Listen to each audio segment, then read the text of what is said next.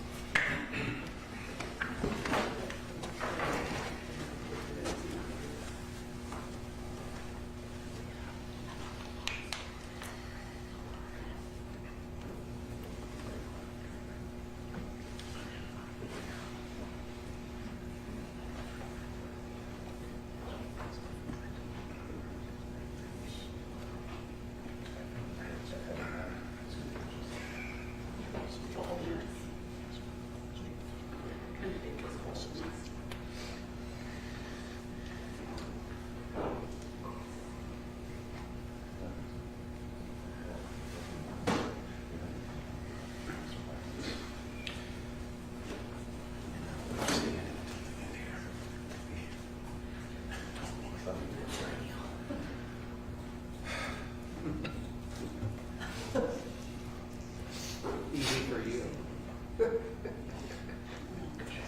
Mine is getting out. See, that's not, my back isn't what hurts when I get up. Just until the time will take effect.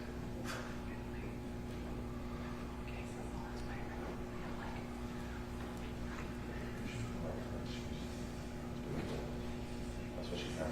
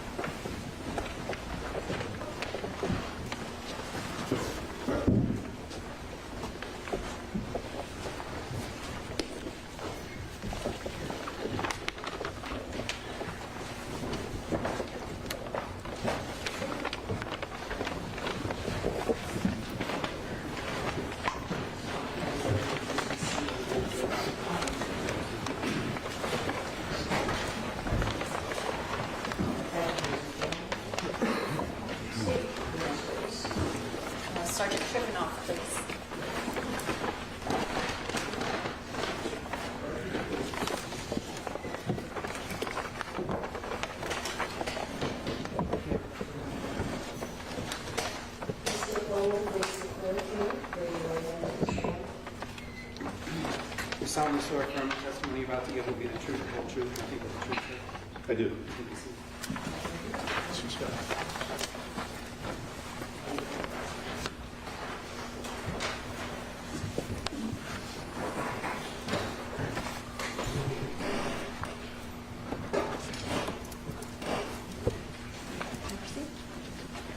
Good afternoon. Would you please introduce yourself to the members of our jury? Sure. Good afternoon. My name is Sergeant Nikolai Trifonov. I'm employed with the City of Miami Police Department. Trifonov, you don't hear that name at the City of Miami Police Department every day. Not so often. You're the only one? Only one, I think.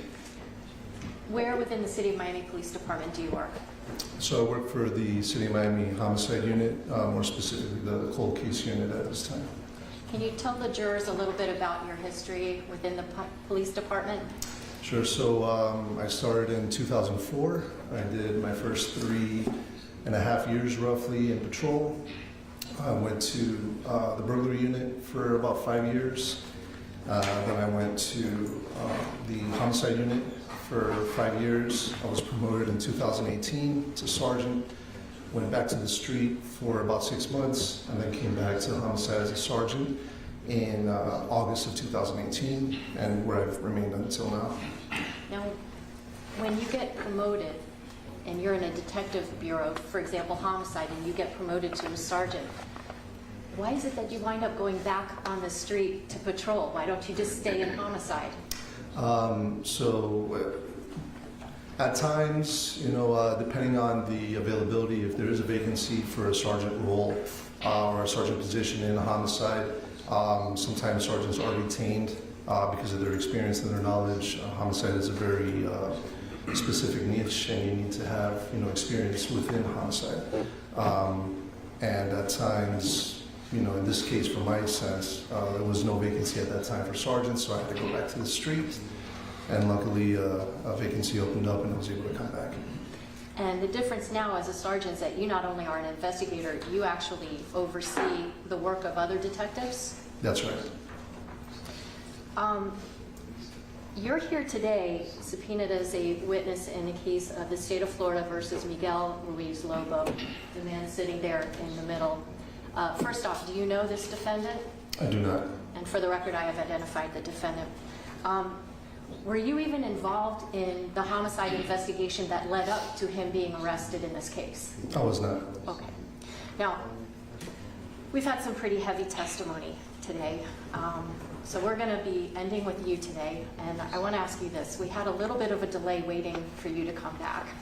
Can you tell us, you were here earlier. Can you tell us what happened that we had to wait for you? I was here, and I apologized to the court. And I was called back to the station by my lieutenant to handle something. And when the boss calls, I have to go back to the boss. Luckily, I'm not too far. Our station is pretty close, so I was able to make it back quickly, so I apologize. Now, do you know who the lead detective was with the City of Miami Police Department at the time this case happened back in 2014? Yeah, that would have been Detective Rolando Garcia. Okay. Is he still working for the City of Miami Police Department? He is not. Is he retired? He is. Do you know if he got another job afterwards? He did. He's working for the state attorney's office now as an investigator. Now, even though he's still in law enforcement, would he have the ability to take evidence out about the case that he was the lead detective in? No, he wouldn't. Can you explain that to the jurors? So, in order to pull evidence or recall evidence for any purpose, you need to be involved in the case as a detective. Even a partner on the team for a lead detective can remove evidence for viewing, to be taken to the laboratory, or to be brought to court. In this case, since the lead detective was no longer working there and he's retired, I was the only one available at the time, and Ms. Adams called me and asked me to assist in that. We've worked cases before. We have. Now, I want to ask you if, when you were contacted, were you asked to make evidence available so that the defense and the prosecutors could see the evidence that was actually impounded in this particular case? Yes, I was. And is that kind of a common practice in homicide prosecutions? It is. It happens often.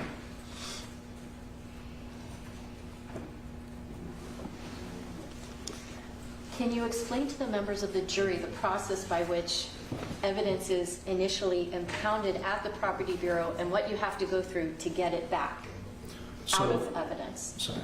So to impound property in, evidence is collected. Initially, it's photographed if we start from the very beginning. Evidence is photographed, collected, and placed securely in envelopes or secured bags where evidence tape is placed on it to ensure that nobody else has gotten in there, to ensure that there's no contamination.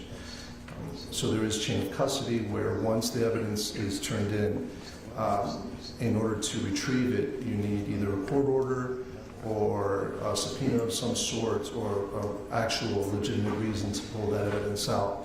You wouldn't just be able to go and request it and return it or anything like that. And everyone that requests it obviously has to have a legitimate reason for it and signs for it. And then when we return the evidence, it's also bagged and sealed. And the evidence is also, evidence tape is also used to seal the bag, so it ensures, as well as no other contamination, and also ensures chain of custody. So you would sign it back in, and whoever takes basically custody of the evidence for any specific time signs for it, acknowledging that they are currently in custody of the evidence. Now, a couple of weeks ago, were you asked to retrieve certain items of evidence pertaining to the prosecution of Miguel Ruiz Lobo so that the attorneys could view it? Yes, I was. And did you in fact take that evidence out? Yes, I did. And was there a little bit of a schedule snafu where we weren't able to view the evidence on the day that we expected to? That's correct. What did you do with that evidence while we were waiting until, I don't know, the stars aligned where everybody's calendars would allow for that meeting to take place? Once I retrieved it from the property unit, it remained in my office under lock and key where it was secured. Nobody had access to it except for myself, but it stayed in the cabinet where it was locked. And then, in fact, last week, were you able to unlock that cabinet and bring the evidence over to the state attorney's office so the defense and the prosecutors could take a look at this evidence? Yes, I was. Okay, now, I want to first, rather than bringing it over there. There are exhibits 6U, 6Y, 6X, 6V, and 6Z.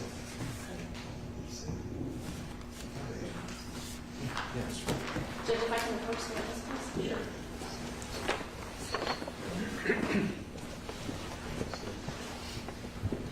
So, Judge, for the record, I'm showing you state's exhibits 6Z, 6V, 6X, 6Y, and 6U. Do you recognize these exhibits? I did. And are these in fact items that you took out of the Property Bureau so that the defense attorney and I could look at this evidence and ultimately admit it into court? That's correct. Now, I notice on some of these items, there is the letters NT and the number 7166, and I'm specifically right now talking about State's Exhibit 6U for identification. Can you explain to the members of the jury, what is this? So this is evidence tape sealing the package that was opened. If you turn it around, you'll see the original bag that it was in, which we retain for the purpose of saying that it was already opened once, but we are now resealing it again. And my initials are on the evidence tape with my badge number, which is 7166. And that's the case also as to State's 6Y for identification? That's correct. You resealed the package after the attorneys had a chance to look at it? That's right. Now, item 6X, I don't see your initials. Why is this not with your initials? So this piece of evidence was requested. I did bring it out of property and bring it for viewing, but it was never opened. For 6V, I see your initials. So this item was opened and then you resealed it? That's correct.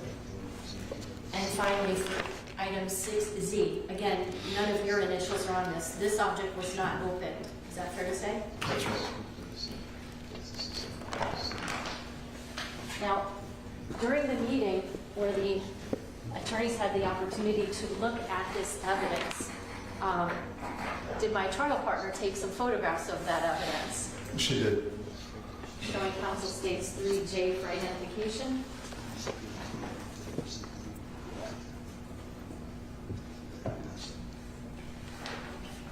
Judge, I'm moving states 3J for identification and evidence. Without objection.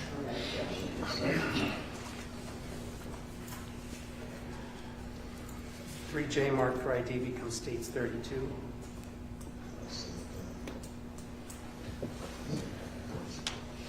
Now, for the items of evidence that were opened during this meeting last week, was everything with the seals intact up until the time we opened it? Yes, they were. Now, I'm going to show you State's Exhibit 32, which is an evidence. Do you recognize these photographs as the photographs that my trial partner took during the meeting with her cell phone? Yes, I recognize it. Ms. Snyder is not going to be a crime scene photographer anytime soon, is she?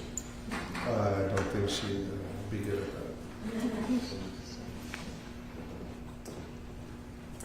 But it gave all of us the opportunity, without having to reopen the evidence, to see what was inside the bags. That's right.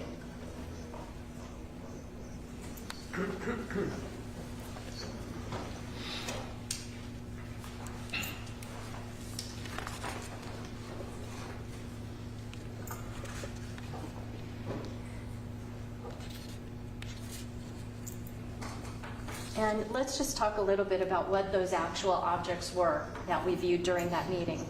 Did they include a knife? It did. And in fact, that was what we see here in 6Z, correct? That's right.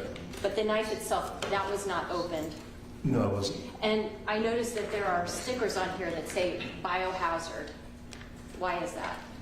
Why do those types of stickers get on certain types of evidence? So usually in cases where there's any type of bodily fluids or possibility of bodily fluids, there's a biohazard sticker placed on it.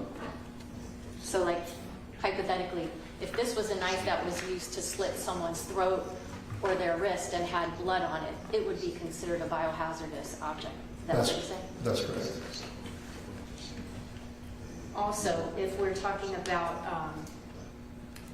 evidence that comes from, let's say, a victim's body when she's at the medical examiner's office, like State's Exhibit 6U, this box was opened during the course of that meeting, correct?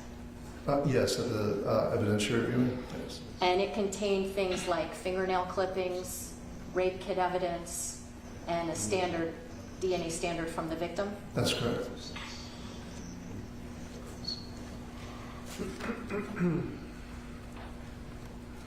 And then also as to item 6Y, you also brought an exhibit that was labeled as DNA standards that were listed as coming from a person by the name of Miguel Ruiz Lobo. You brought that over for us to view as well? That's correct. And also swabs that were allegedly taken. Of course, you don't have personal knowledge, but based on your review of the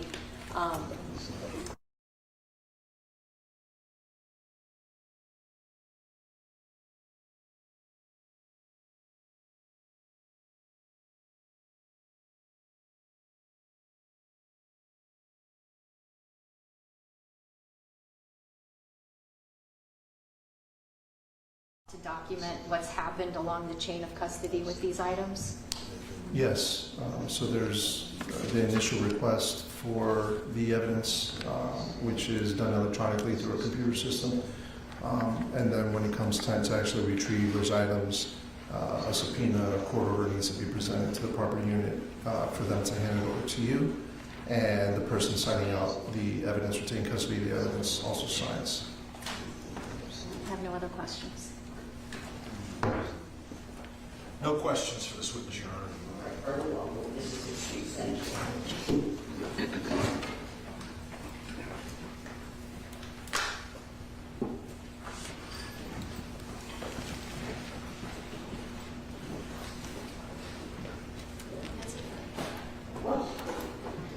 this room today.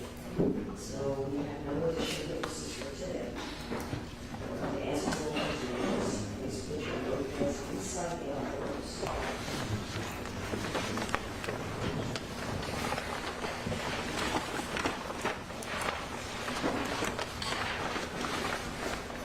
Instructions are not for you, and I'm going to ask please that continue to not pay any attention to anything you see in the news, or hear in the news. You see there's a camera in the pool. You're not, there are deputies who are not going to be able to those proceedings.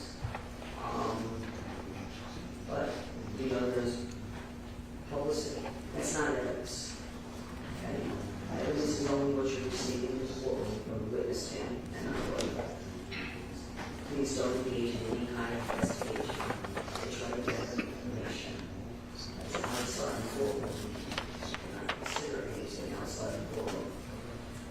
Following these instructions, avoid the temptation. You turn on television and you think you hear anything about this case, ignore it. Okay? Not evidence.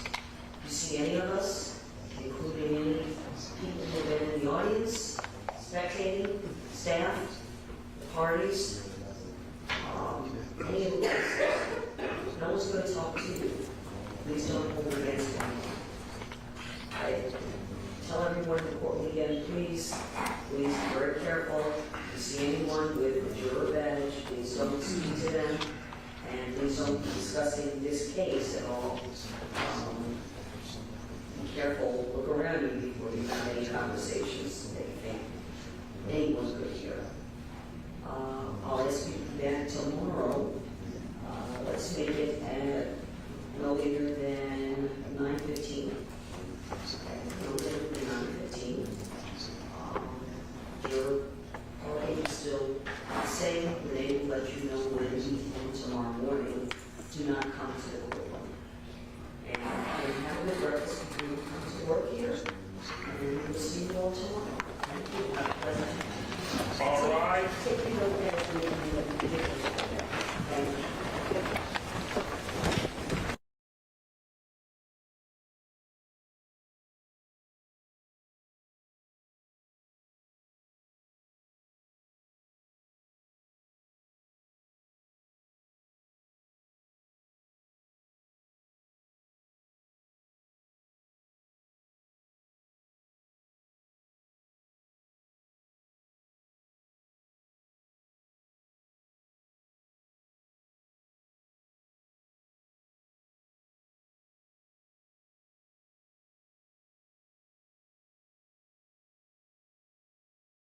Tomorrow, push me back a little bit in terms of our day tomorrow. Do you have a calendar tomorrow morning?